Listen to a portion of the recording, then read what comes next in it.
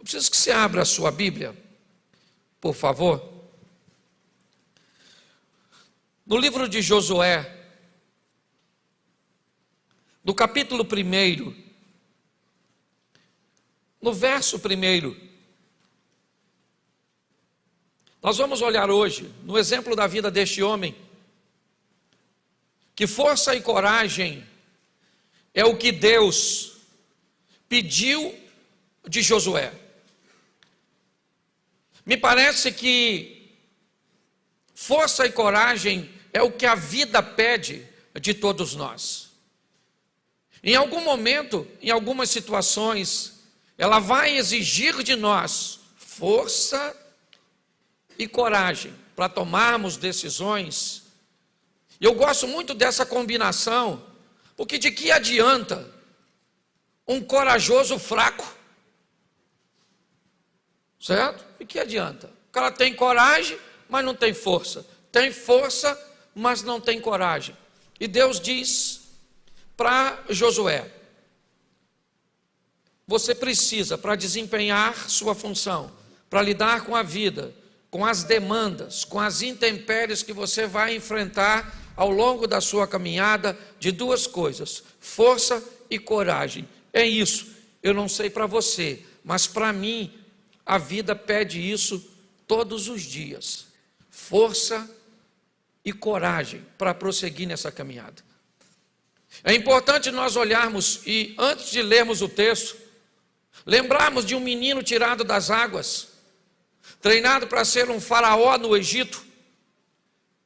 Ele então mata um egípcio para defender um irmão e é obrigado a fugir para o deserto, onde se torna pastor de ovelhas e recebe a comissão de voltar ao Egito para liderar a saída daquele povo. Com certeza, Moisés é um dos maiores, se não,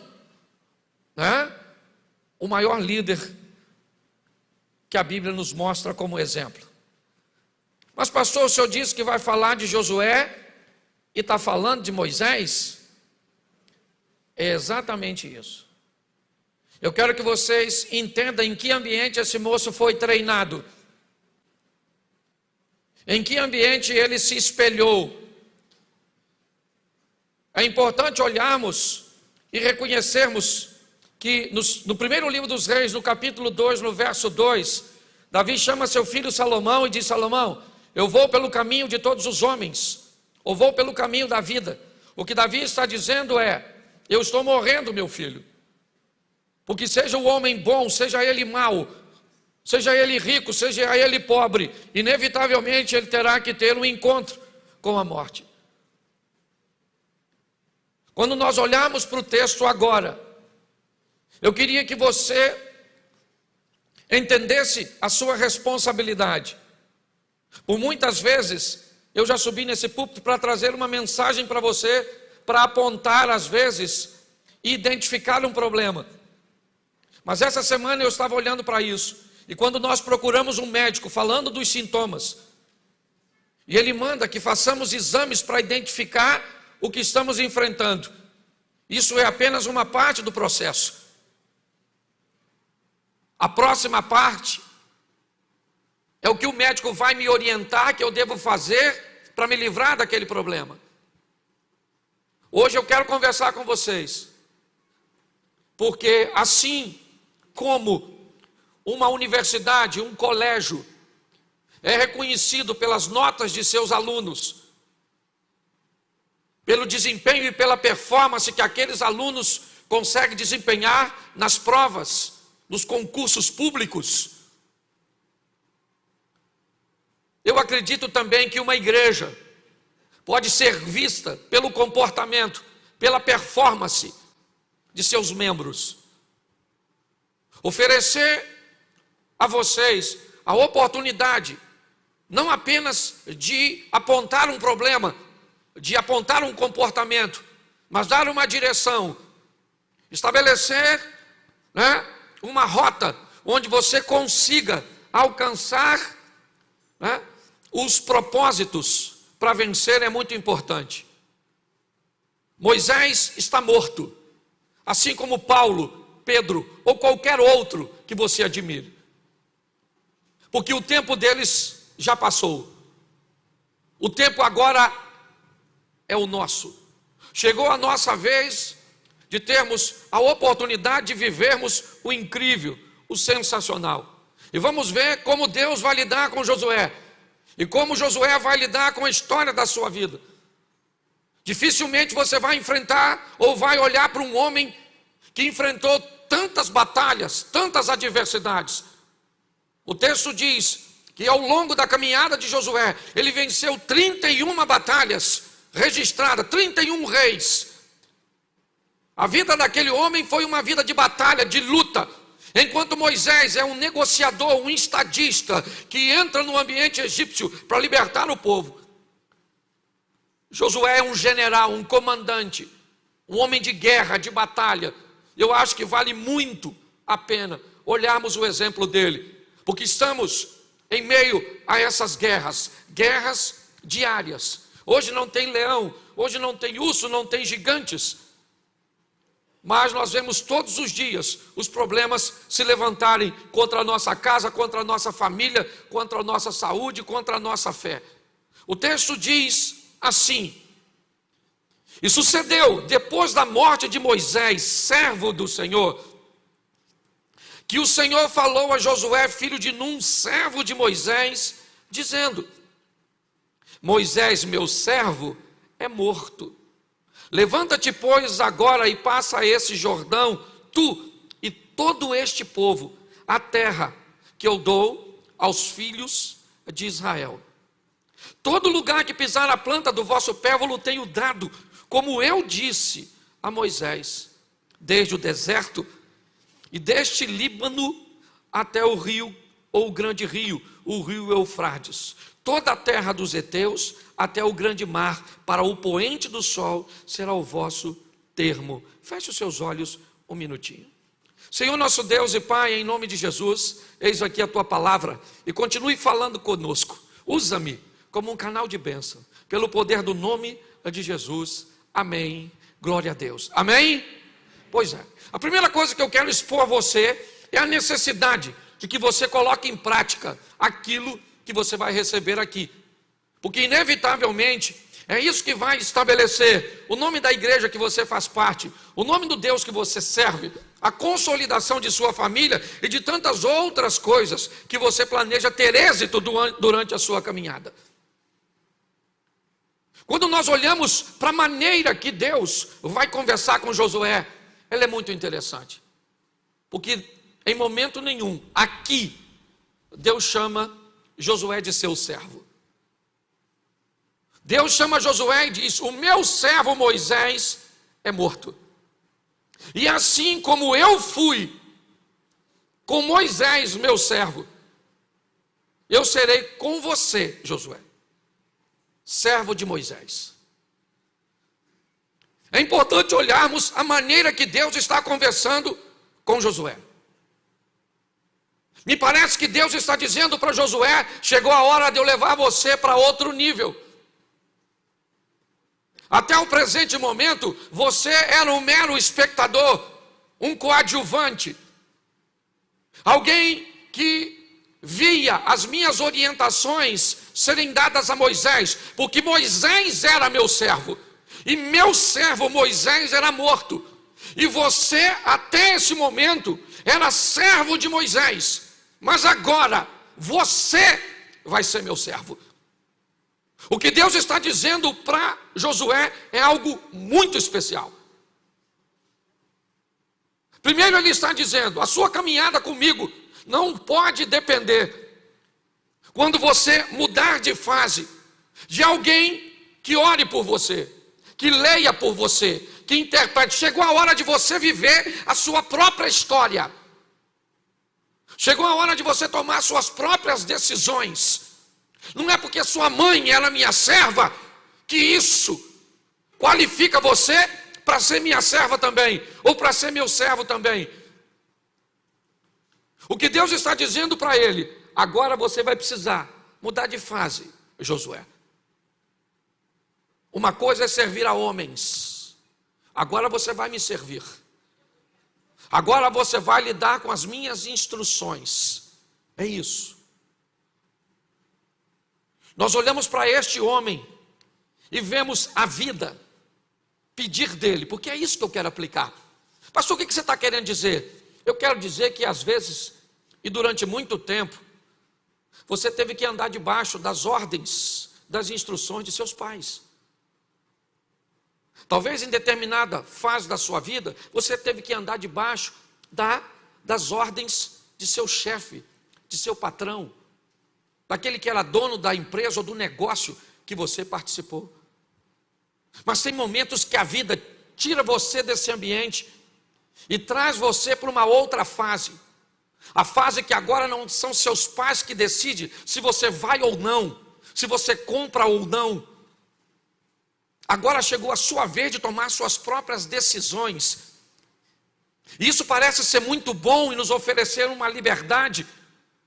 Mas é muito importante nós entendermos que quando os outros escolhem para nós, se algo der errado, nós temos uma rota de fuga para nos defender. Nós colocamos a culpa no outro. Mas quando chega a minha vez de tomar as decisões, se alguma coisa sair errado, eu sou totalmente responsável. E a vida está chamando Josué e dizendo para ele: chegou a sua hora, camarada. Chegou a sua hora de arcar com suas responsabilidades, de ser responsável por suas escolhas, de entender que você escolhe o que fala para sua esposa, você que escolhe que maneira você vai treinar seu filho, que maneira você vai gastar seu dinheiro, quantas vezes você vai resolver vir ao culto, o que você compra, o que você não compra. A vida chama Josué e diz: agora você vai precisar de força e coragem. Força e coragem para fazer o que precisa. Força e coragem para dizer não para aquilo que é ruim para você e pode te causar dano. Porque agora a responsabilidade é totalmente sua. Antes você estava na sombra de Moisés. Quem decidiu quem ia espiar foi Moisés, e você foi um dos espias. Mas agora chegou a sua vez de enviar espias. O que ele viveu para Canaã, agora ele está enviando para Jericó. A vida requer de mim e de você muita responsabilidade, muita maturidade. Por quê? Porque nós gostamos muito de culpar o diabo, de culpar o governo, de culpar fulano, de culpar ciclano. Eu já cheguei à conclusão que quando a culpa é minha, eu coloco em quem eu quero. A vida requer desse camarada a responsabilidade. E como ele vai lidar com isso? É isso que eu quero mostrar a você. Primeiro nós vamos olhar que aquele que era um assistente, aquele que vivia na sombra, agora ele está em meio aos holofotes. É ele que escolhe. Ele sabe que servir a Deus é muito bom. É ter uma ligação direta com o Todo-Poderoso. Mas ao invés de falar com a rocha, feri-la, pode impedir de que se entre na terra prometida. E isso ele também aprendeu com Moisés. Lidar com as responsabilidades é um grande desafio. E por isso muitas pessoas se negam. Por isso que a maioria das pessoas que entram na igreja, pastor Abner, a grande pergunta delas é o seguinte: o que eu posso fazer e o que eu não posso? Me dá as regras. Porque se deixar para eu interpretar e eu errar, a culpa é minha. Então eu fico com a interpretação dos outros. As pessoas têm medo de lidar com responsabilidade. Está aí porque as pessoas não querem se casar. Está aí porque as pessoas não querem ter filhos. Porque tudo isso pede de si mesmo muita responsabilidade. Um erro pode ser catastrófico. Então, ao invés de me preparar para não errar, eu fujo de tudo aquilo que traz sobre mim uma grande responsabilidade. Eu não quero um cargo na igreja, eu não quero nada, eu quero passar despercebido. Porque simplesmente isso trará sobre mim uma grande responsabilidade. Por que eu não aceito Jesus? Porque dizer que eu sou servo de Jesus é uma grande responsabilidade. Eu não estou muito afim de responsabilidade. A vida vai requerer de você e de mim, quer você goste ou não, as suas responsabilidades. Ou você pode se tornar um Peter Pan, tendo um caso com a Sininho na terra do nunca, porque não quer crescer. Ou você assume logo que a vida requer de você maturidade e começa a pautar suas decisões e escolhas na palavra de Deus, para que você viva o que Deus tem para você. Para que quando as pessoas olhem para você, ela diga: caramba, olha que família, olha a caminhada de fé dessa pessoa. É muito engraçado, às vezes nós olhamos e dizemos: não olha para mim porque eu sou falho, olha para Jesus. Eu nunca vi Jesus. O apóstolo Paulo diz: olha para mim e sede meus imitadores como eu sou de Cristo.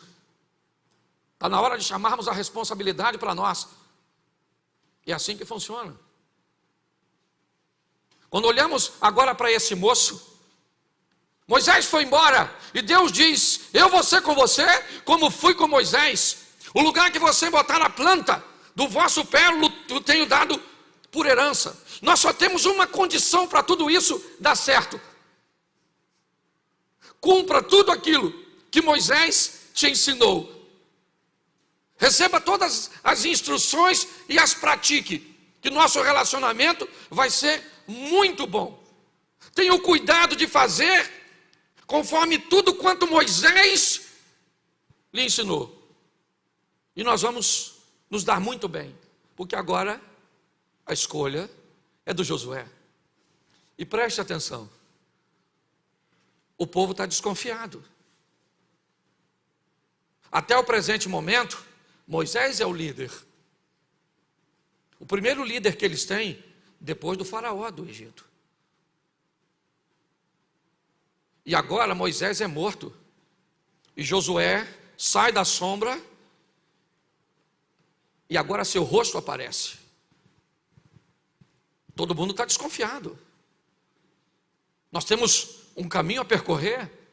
Estamos num ambiente inóspito, inadequado. Como é que vai ser isso? Está todo mundo de olho no Josué. Querem saber quais serão seus resultados. Querem saber se Deus é com ele como foi com Moisés. Está todo mundo olhando para esse indivíduo e o avaliando, vendo se ele vai ter condições. Coloca o verso 17 aqui para ficar mais claro para todos. Põe para mim. É João que está aí? Isso. Como em tudo ouvimos a Moisés, assim te ouviremos a ti. Somente, note que é condicional, nós vamos ouvir você, Josué, mas tem uma cláusula. Nós vamos te ouvir tão somente que o Senhor teu Deus seja contigo, como ele foi com Moisés. Verso 18: todo homem que for rebelde à tua boca e não ouvir as tuas palavras em tudo quanto lhe mandares, morrerá.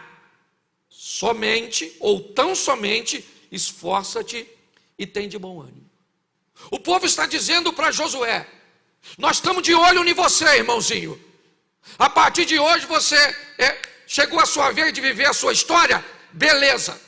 Você está dizendo agora que está andando com Deus, Moisés foi embora e é você agora. Então vou logo te avisando que nós vamos te obedecer, e quem não te obedecer, morre. Mas o texto deixa nas entrelinhas que se Deus não for com ele, se ele for um líder que não convém e coloque o povo em perigo, ele morre. Olhe bem, a postura agora é dizer: está todo mundo de olho em você, Josué. E essa é uma responsabilidade que nós não queremos. Arcar com a responsabilidade, minha esposa está me avaliando o dia inteiro, meus filhos estão me avaliando, meus vizinhos estão me avaliando, meus funcionários estão me avaliando, os membros da igreja estão me avaliando, está todo mundo me avaliando. As pessoas que me seguem na internet estão me avaliando porque a Bíblia diz que nós estamos debaixo de uma grande nuvem de testemunhas. Se você acha que a sua vida é simplesmente sua, você não sabe nada sobre o Evangelho. Segundo o Evangelho, você é luz e você é sal. Nossa vida está totalmente entrelaçada com a vida dos outros. Mas exige de nós agora alto nível de responsabilidade, força e coragem para tomar decisões, sejam elas favoráveis a mim ou desfavoráveis a mim. Muitas vezes está todo mundo olhando para Josué, querem saber como é que funciona agora. Será que Deus é com ele? E agora ele vai começar a ter as suas próprias experiências. Nós nunca vivemos num ambiente tão hostil como o atual. O tempo inteiro estão tentando minar a nossa fé. O tempo inteiro estamos vivendo escândalos de pessoas que professam a nossa fé e são famosas. Pastores presos, envolvidos em homicídios, envolvidos em violência domésticas, envolvidos em fraudes. O que é tudo isso? Isso é um ambiente que tem o propósito de apagar a nossa fé. Quem vive de experiências dos outros não vai muito longe. Por que é importante sair desse ambiente de coadjuvante e protagonizar no palco da vida minhas próprias histórias? Porque quanto a fatos não há argumento. Quando eu começo a ter minhas próprias experiências com Jesus, com a minha fé, não adianta ninguém falar contra o meu Deus. Porque meu relacionamento com Deus não é teórico, ele é prático. É assim que funciona. Esse cara agora vai viver suas próprias experiências. A primeira, ele tem uma nação para atravessar o Jordão. E Deus diz para ele: instrua os sacerdotes a pegar a arca da aliança, caminhem em direção ao Jordão, e assim que os sacerdotes tocarem as águas, elas vão parar. As águas de cima vão parar de correr do Jordão e o povo vai atravessar. E Josué vai viver a sua primeira grande vitória. Está todo mundo de olho nele, vamos atravessar o Jordão. E como é que nós vamos atravessar? Mulheres, crianças, gados, tudo isso. Ele diz: fique tranquilo, porque Deus vai abrir o Jordão. E está todo mundo olhando. Você não gosta que todo mundo olhe para você? Que te avalie? Que olhe para a roupa que você está usando? As frases que você está postando? A sua postura, culto ou extraculto? Como você trata a sua esposa? Ninguém fala com você, mas está todo mundo vendo. Essa é a grande verdade. Está todo mundo olhando para todos nós, nos avaliando o tempo inteiro, para ver se condiz a nossa vida com aquilo que professamos. Esse cara agora vai mostrar para aquele povo, ou melhor, Deus vai mostrar para o povo que é com ele. Capítulo 3, verso 7. Coloca aí, 3, 7. E o Senhor disse a Josué: este dia começarei a engrandecer-te perante os olhos de todo Israel, para que saibam que assim como eu fui com Moisés, eu serei contigo. Deus está dizendo: eles não querem ver se eu sou na sua vida? É isso? Mas pastor, querido, o Moisés já partiu, o tempo dele passou. O que ele me serve hoje é de inspiração. Eu não gosto de ficar contando testemunho na igreja. Eu não gosto. O meu, prefiro contar o dos outros. Mas eu posso falar uma coisa para vocês. Com certeza eu vivo coisas que poucas pessoas vivem. Porque eu aprendi a fazer coisas que poucas pessoas fazem. Eu aprendi que testemunhos podem edificar, mas também podem escandalizar. E eu posso dizer para vocês, eu tenho visto o sobrenatural, o incrível, o extraordinário de Deus acontecer. Sabe por quê? Porque eu creio. E porque eu aprendi, porque nós estamos no meio da parceria, a ser um parceiro nesse ambiente. Porque é isso que Deus está chamando Josué. Deus poderia dizer: Josué, sai daí e eu vou fazer tudo por você. Não, não, você precisa de força e coragem, você precisa de posicionamento. Esse camarada, agora, ele vai viver a sua primeira grande vitória. Josué vai aprender que a vida com Deus e que o relacionamento com Deus, ele é feito de vitórias, de momentos bons. Ele chega do outro lado, né, e o povo está olhando para ele. O Rio Jordão parou para o povo passar. Realmente os resultados são positivos. E ele vai para a próxima fase. O povo continua de olho, está todo mundo observando. E agora ele vai enfrentar Jericó. Acredito que todos conhecem. A motivação de chegar em Jericó após ter passado o Jordão. Ele enviou espias. A estrutura está toda montada. Ele está vencendo, é as suas experiências, é o que ele está vivendo com Deus. Está assim de gente que não tem uma história de si mesmo para contar. São só milagres alheios, coisas que sempre acontecem à sua periferia. Sabe, é sempre um milagre bem próximo de você, uma vitória bem próximo de você, é algo acontecendo, sabe, e onde você está na sua vida, nos seus negócios, na sua família, no seu ministério, há sempre uma inércia, sabe, um ambiente do nada. É isso que muitas pessoas têm vivido. Está na hora de provarmos o que Deus tem para nós. Por que, pastor, o senhor diz isso? Porque isso precisa acontecer, para que as outras pessoas vejam quem é o Deus que nós servimos. É simplesmente isso. Eu não estou pregando riqueza, não estou falando nada disso, não. Eu estou falando de viver o que Deus tem para cada um de nós. É só isso. Ele agora chega no ambiente, Jericó fechada. As muralhas caem. Josué entra. Saqueia Jericó, mata tudo. E agora é a sua segunda vitória. Ele está provando o extraordinário, o sensacional, o incrível. Ele já enfrentou o primeiro obstáculo, o Jordão, e ele venceu. Ele enfrentou o segundo obstáculo, Jericó, e ele venceu. As coisas estão fáceis, é verdade. E para ganhar não precisa de muita ciência. Para quem está ganhando, está tudo bem, louvado seja Deus, estamos vencendo, as coisas estão boas, mas o problema é que a vida não é feita só de vitória, a vida não é feita só de sorriso, e talvez hoje, você, ainda que o ambiente de vitória não seja sempre favorável, porque em muitos ambientes de vitória, pessoas persuadiram seu coração, e acabaram se destruindo, é da derrota que eu quero te falar. Por quê, pastor? Porque o povo está perdendo mais do que está ganhando. A grande verdade é essa. Hoje, no geral, o povo está perdendo mais do que está ganhando. As dores têm se intensificado. Tem pessoas que praticamente não têm uma vida, parece que vive uma saga.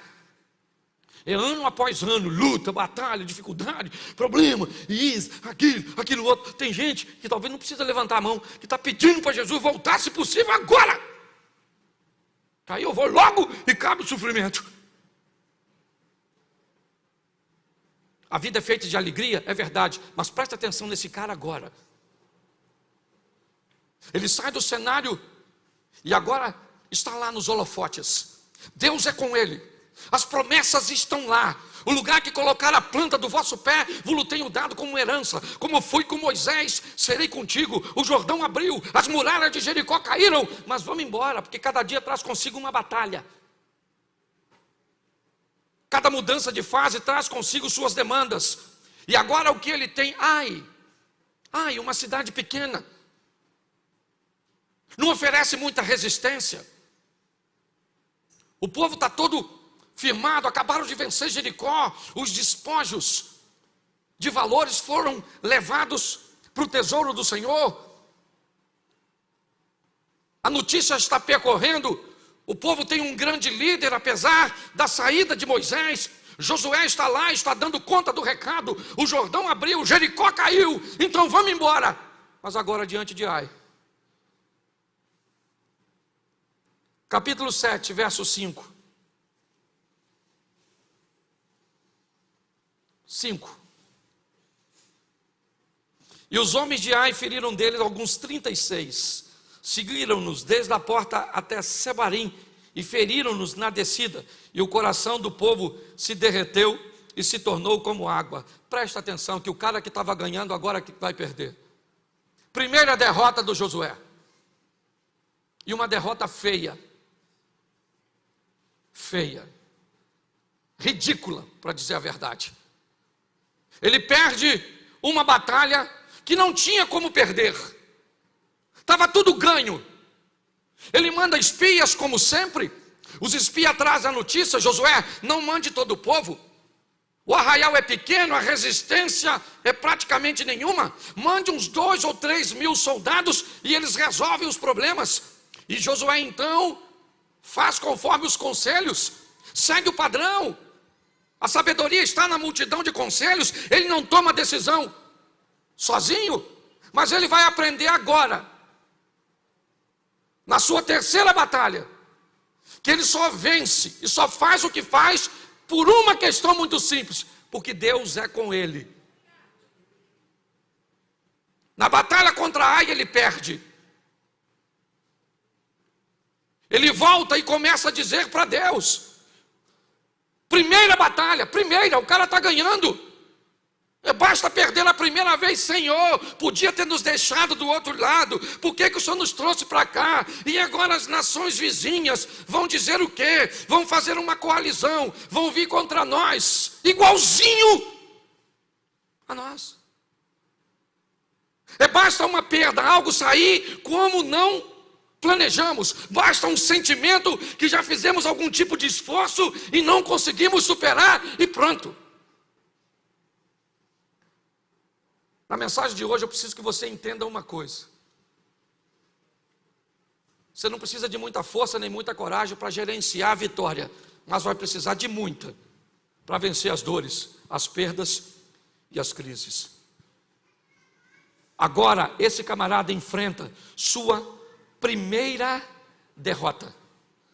Ela é dura, ela é humilhante, sabe?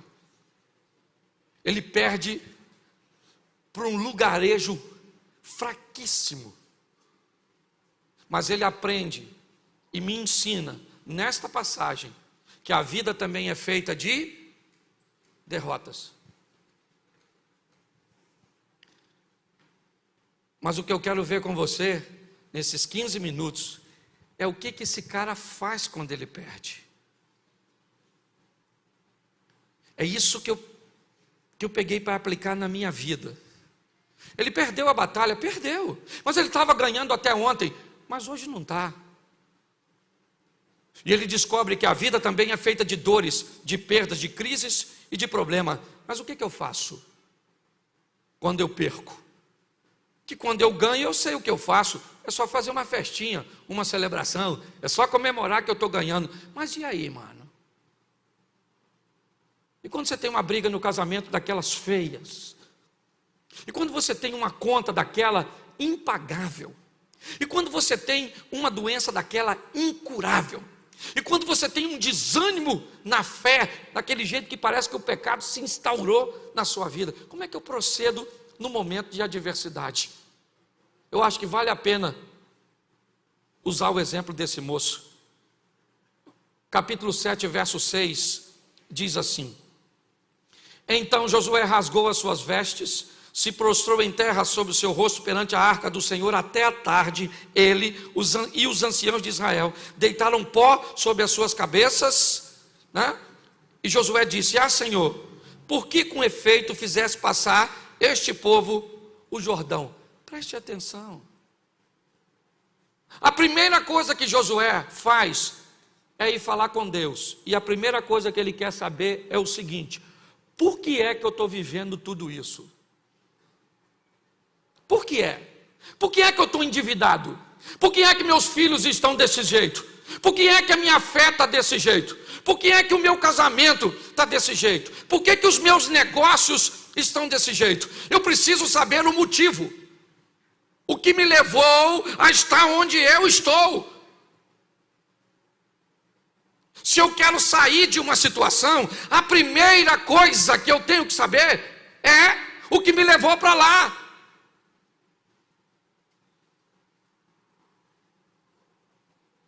O que me levou para lá? Eu dormi no carro de um amigo e quando eu acordei eu estava em São Paulo. Como é que eu cheguei aqui? Uma condução me trouxe para cá, como é que eu saio daqui? Eu pego outra para me levar para onde eu estava. Apocalipse, lembra de onde caíste, se arrepende e volta a praticar as primeiras obras. É o texto, a carta a Éfeso. Qual é o grande problema das pessoas? Elas estão vivenciando coisas e sequer gastaram um tempo para procurar o que levou o casamento para esse marasmo, para essa traição. O que levou a sua estrutura familiar para esse caos que ela está? O que foi? Foi negligência, foi ignorância, foi traição, foi falta de dinheiro. O que foi? O que foi que fez você lidar com Deus com esse relacionamento? Ou nós lidarmos com Deus com esse relacionamento à distância de um Deus que está tão longe? O que fez você pegar verdades que já foram concretas na sua vida a respeito de Deus e relativizar como se relativiza hoje?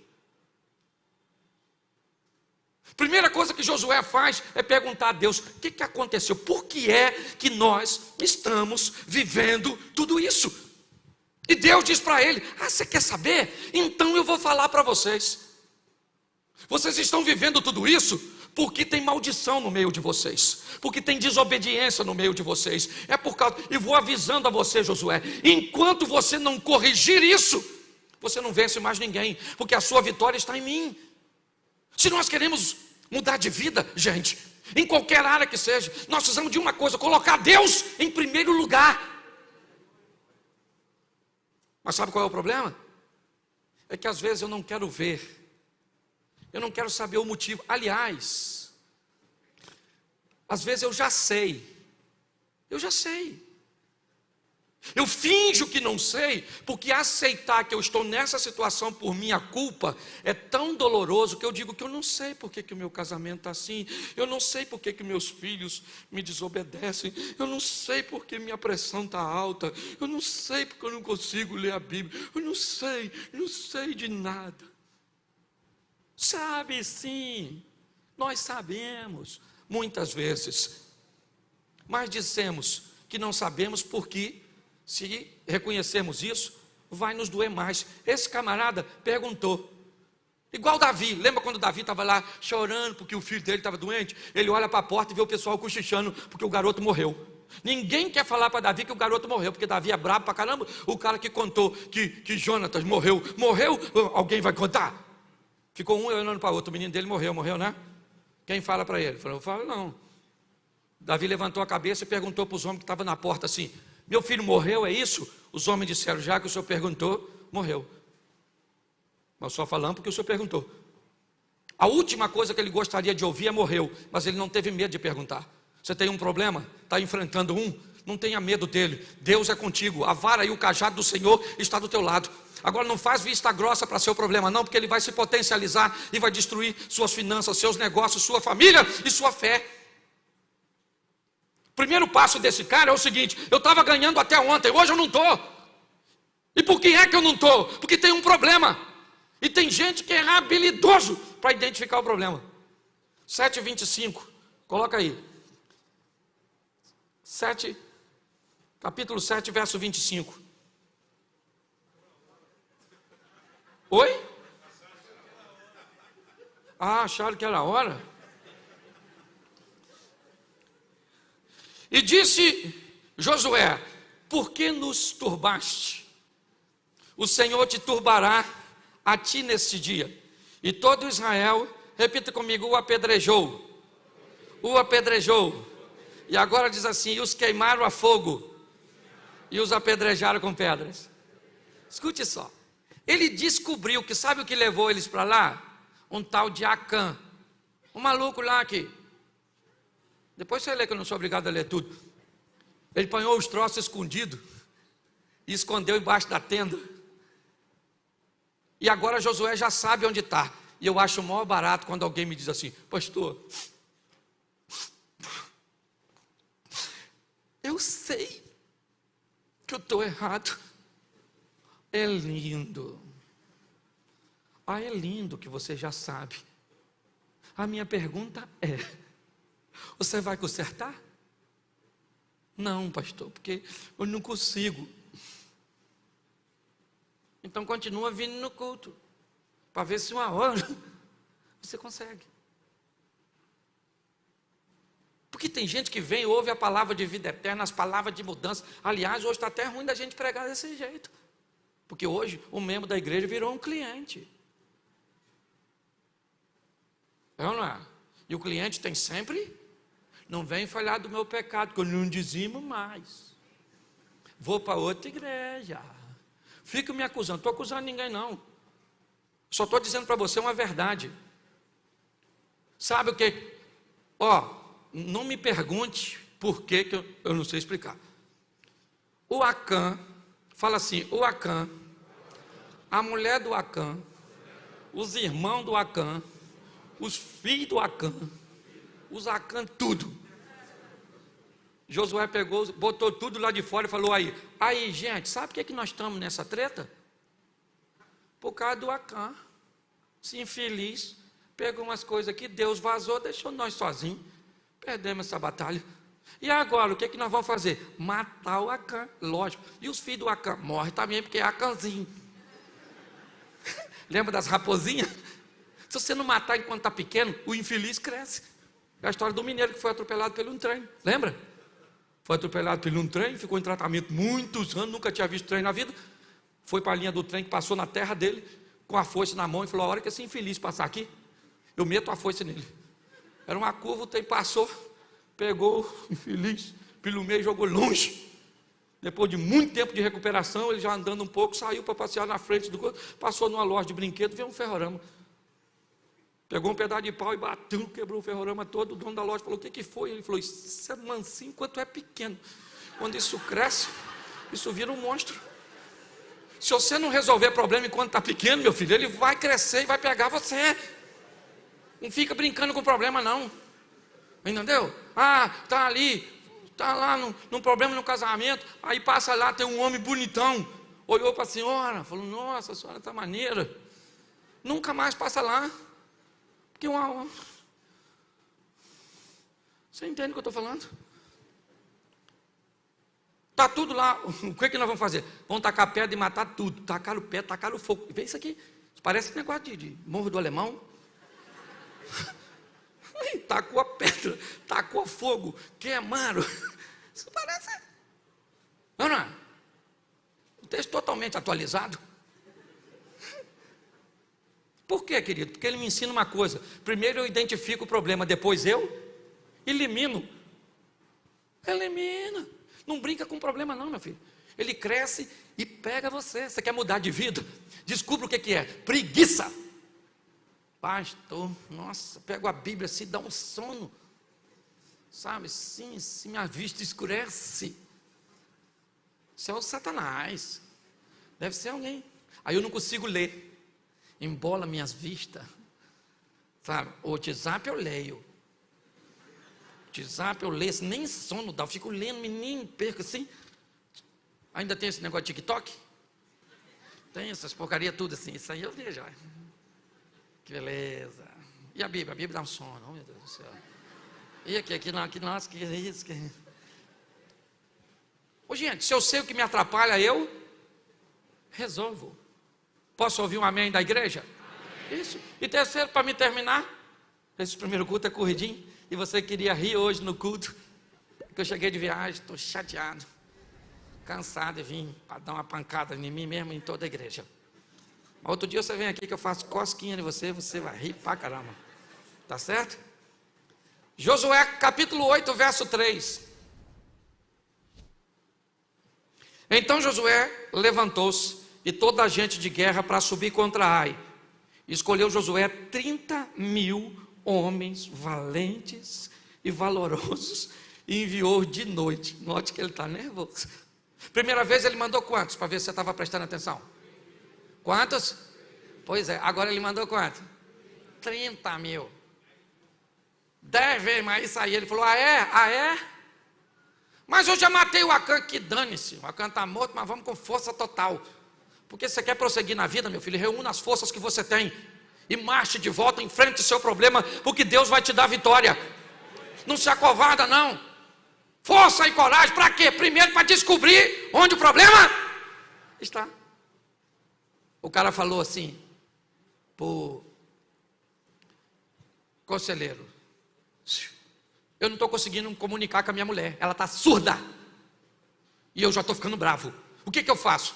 O cara sábio disse assim, o senhor faz o seguinte, o senhor fala com ela uma distância, se ela não escutar, você chega mais perto, fala de novo, se ela não escutar, você chega mais perto e fala de novo, e aí você vai descobrir a distância que ela está escutando, você passa a falar daquela distância, e a comunicação fica boa. Ele falou, maneiro.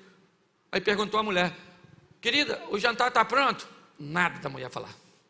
Ele falou, essa miserável não escuta nessa distância não. Aí aproximou mais um pouquinho, 3 passos. Falou, querida, o jantar está pronto? Nada. Ele falou, meu Deus, você é quase surdo de tudo.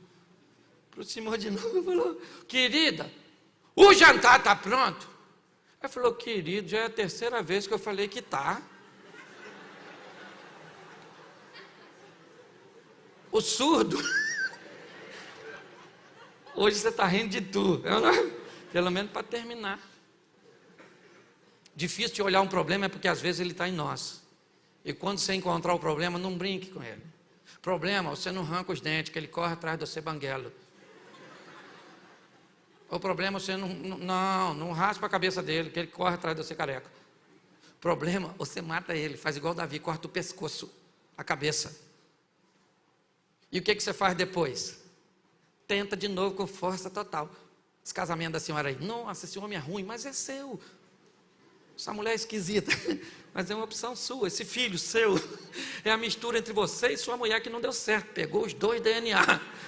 Isso virou um monstro, um alien versus predador. Reúne suas forças e vai para cima com seus negócios, vai para cima com seu casamento, vai para cima com Deus, porque Deus vai te dar vitória. Posso ouvir um amém? Então fica de pé, porque amanhã começa tudo de novo. Diga assim, hoje eu estou nervoso, e eu vou para cima. Isso aí, irmão, essa semana vai ser a melhor semana da sua vida, dos seus negócios. Não tem moleza não. Não, o lugar melhor que você quiser, não tem problema nenhum, nessa rua aqui, ó. Lá na frente, uns 4, 5 quilômetros, numa subidinha assim. O cemitério tem ali, não tem? Não é ali mais ou menos? Lá tem umas árvorezinhas, até tem umazinha, você deita lá debaixo assim, ó. Alguém vai botar uma cruzinha, oh meu Deus. Não vai ter problema com ninguém. Enquanto estiver aqui, o negócio é desafiador. Então fecha seus olhos, que ninguém vai pegar nada seu. E na hora de sair, sai pelos fundos, aqui, saída pelos fundos. Porque o pessoal está aqui para entrar, tá certo? Fecha seus olhos aí. Senhor nosso Deus e Pai, que venhamos assumir a responsabilidade, porque chegou a hora de vivermos a nossa própria história. Em nome de Jesus, nos fortaleça, nos dê condições, ó Pai, de sermos assertivos, porque já fizemos muita coisa que não deveríamos ter feito. E hoje, muitas vezes, recebemos o resultado das escolhas incorretas. Abençoa a nossa casa, nossa família, nossa caminhada de fé, nossos negócios, porque sabemos que tem dias bons e tem dias maus. E nos bons, o Senhor estará conosco. E nos maus, o Senhor também estará conosco, porque contigo, Senhor, somos mais do que vencer, em nome de Jesus, amém. Olhe para mim agora, eu tenho uma sala aqui, ó, aqui, primeira sala daqui para cá. Se hoje você quer voltar para Jesus, você quer congregar com a gente, conhecer-nos melhor, eu queria pedir a você que fosse naquela sala, vai ter uns pastores ali te aguardando, e depois eu vou dar uma passadinha lá, para te dar um abraço. Ok? Vou fazer o apelo assim, nesse modelo. Se não tiver ninguém, está tranquilo. Aqui nós não pregamos para emocionar ninguém. Quem age aqui é o Espírito Santo de Deus. Amém? Mas se você desejar, passe lá, eles vão estar orando por você e depois eu vou dar uma passadinha para ver se tem alguém lá. Feche seus olhos. Senhor, leva-nos aos nossos lares, guardado por tuas boas mãos poderosas. Continua conosco, Senhor, em o nome de Jesus. Amém. Que o grande amor de Deus, nosso Pai, a graça de nosso Senhor e Salvador Jesus Cristo e as doces consolações do Santo Espírito de Deus seja para com todo o povo do Senhor, e todos digam